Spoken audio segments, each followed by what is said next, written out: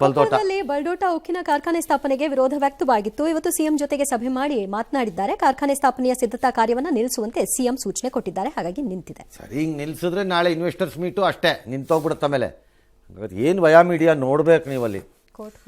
ಜಗತ್ತು ಕಲಬೆರಕೆ ಅಂತೆ, ಅಸಲಿ ಮಸಲಿ ಗೊತ್ತಿಲ್ಲವಂತೆ. ಟೊಮಾಟೊ ಸಾಸು ಹಸಿರು ಬಟಾಣಿ ಎಲ್ಲ ಆದ್ಮೇಲೆ ಈಗ ಬೆಲ್ಲಕ್ಕೆ ಬೆಲ್ಲದಲ್ಲಿ ಮೊದಲಿಂದ ಹಾಕ್ತಿದ್ರು ಹೋಗ್ರೆ. ಆಮೇಲೆ ಅದೇನೋ ಒಬ್ಬಟ್ಟು ಮಾಡೋಕ್ಕೆ ಪ್ಲಾಸ್ಟಿಕ್ ಕಾಳಿದೆ. ಪ್ಲಾಸ್ಟಿಕ್ ಭಾಳ ಇಟ್ಕೊಂಡು ಯಾವನು ಬೇಯಿಸಲ್ಲ. ಒಬ್ಬಟ್ಟನ್ನು ಒತ್ತುಬಿಟ್ಟು ಹಿಂಗೆ ಹಾಕ್ಬಿಟ್ಟು ಪ್ಲಾಸ್ಟಿಕ್ ಕಾಳೆ ತೆಕ್ಕತ್ತಾರೆ, ಚೆನ್ನಾಗಿ ನೀಟಾಗಿ ಬರಲಿ ಅದು ಅಂತಷ್ಟೇ. ಯಾವನು ಅದ್ರಲ್ಲಿ ಬೇಯಿಸಲ್ಲ. ಇಡ್ಲಿ ಬೇಯಿಸ್ದಂಗೆ ಅದೇನು ಬೇಯಿಸಲ್ಲ ಅದರಲ್ಲಿ. ಬಟ್ ಏನೋ ಆರೋಗ್ಯ ಇಲಾಖೆ ಸಿಕ್ಕೋಗ್ಬಿಟ್ಟು ಆ್ಯಕ್ಟಿವ್ ಆಗ್ಬಿಟ್ಟಿದಾರಪ್ಪ ಇವರು. ರೇ ಆ್ಯಕ್ಟಿವ್ ಆಗಿ ದಿನ ಬೆಳಗಾದ್ರೆ 6 ಸಬ್ಜೆಕ್ಟ್ 6 ಪಾಯಿಂಟ್ ಹೇಳ್ತಾ ಇದ್ದೀರಲ್ಲ. ಇತ್ತಿನ ಬೇಡ ಅತ್ತಿನ ಬೇಡ, ಅದಕ್ಕಿದು ಇದಕ್ಕೆ ವಿಷ ಅಂತ. ನಮಗೇನು ಆಗಲ್ಲ, ಬಾಯಿ ಮುಚ್ಕೊಂಡು ತಿನ್ನೋಣ. ನಮ್ಮನ್ನು ಆಳೋ ಅಂತಹ ಈ ವಿಷ ವ್ಯಕ್ತಿಗಳಿದಾರಲ್ಲ, ಇವ್ರನ್ನೇ ಸಹಿಸ್ಕೊಂಡು 75 ವರ್ಷ ತಳ್ಬಿಟ್ಟು ಲೈಫು. ಇವ್ಯಾವ ಲೆಕ್ಕ? ಸುಮ್ಮನೆ ತಿನ್ರಪ್ಪ, ಇವ್ರು ಹೇಳ್ತಾರೆ ಅಂತ ಕೇಳಬೇಡಿ.